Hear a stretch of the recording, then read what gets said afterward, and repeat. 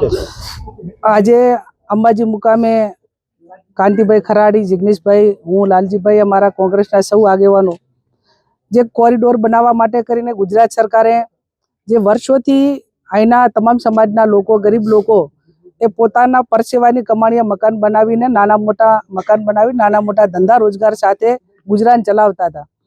સરકાર કોઈ પણ ડેવલપિંગ કરે એમાં કોઈનો વાંધો ના હોય, પણ જ્યારે આઝાદી પહેલાં આ લોકોના મકાન હોય ત્યારે તો આઝાદી પહેલાં તો અને આઝાદી પછી તો કાયદો હતો કે ખેડે એની જમીન અને કબજો એનું મકાન. તો આ એ વખતના કાયદા પ્રમાણે ગણવા જોઈએ તો આ કોઈ પણ ગેરકાયદેસર નથી. આ એમની પોતાની માલિકીનો હક ગણાય અને માલિકીનો હક હોય ત્યારે એનું વેલ્યુશન ગણીને જે સ્થળમાં જે મકાન હોય કે આ મકાનનું વેલ્યુશન વર્તમાન સમયમાં આ પ્રમાણે થાય એ પ્રમાણે ગણીને એમને ચૂકવણું કર્યું હોત તો પણ કદાચ અમે પણ એમને સમજાવી અને પ્રયત્નો કરો.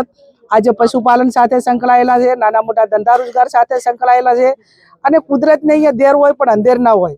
માં જગદંબાના સાનિધ્યમાં ગરીબાના આંસુ આ લોકોએ જે પાડ્યા છે એ માં તો હંમેશા એના ચરણોમાં સ્થાન આપે, એ આશીર્વાદ આપે, કોઈનો આત્મા દુભાય એવા આશીર્વાદ કદી માં જગદંબા અંબાજી ના આપે. એટલે હું માં જગદંબા અંબાજીને પ્રાર્થના કરું કે આવા લોકોને સદબુદ્ધિ આપે અને આવા ગરીબ લોકોને હેરાન કરવા માટેનું બંધ કરે. અમે કલેક્ટરને મળીશું અને આ લોકોને રહેવા માટે અને એમની જે માગણી છે એ માગણી કઈ રીતે ગ્રાહ્ય રહે એવા અમારા બધાના સામૂહિક પ્રયત્નો રહેશે.